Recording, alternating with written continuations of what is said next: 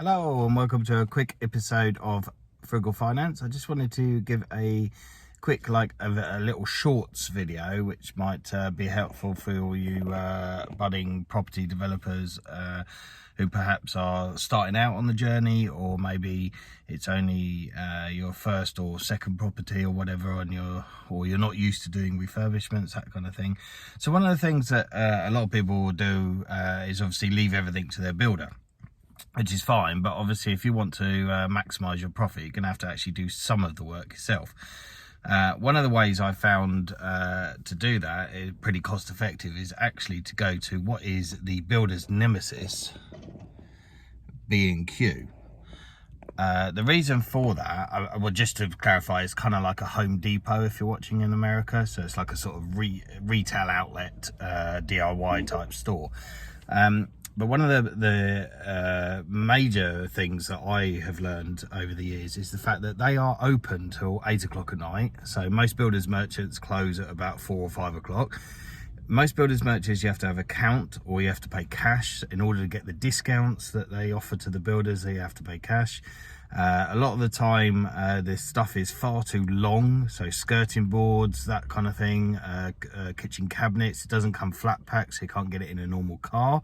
So those are all the problems with that. Obviously they're not problems to contractors because they have vans and they have things to cut things into bits.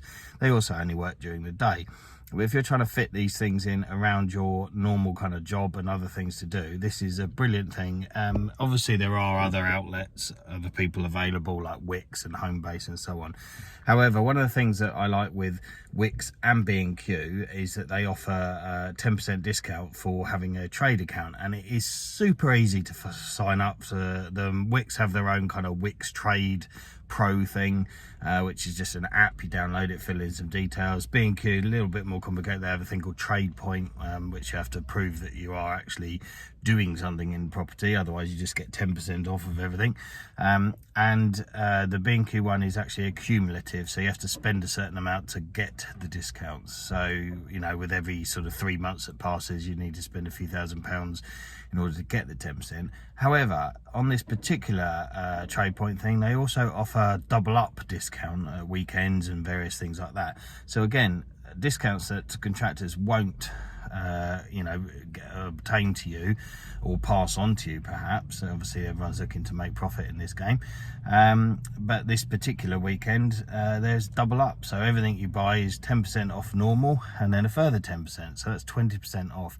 And yes, B&Q are quite expensive for things like screws, paintbrushes, rollers, that kind of consumable item, but actually things like tiles, kitchen cabinets, worktop, baths, all that kind of stuff, they're really good value for money. I mean, you can buy a whole toilet for less than £50. Flush, everything, the lot, seat, everything. You can't buy that from a wholesaler.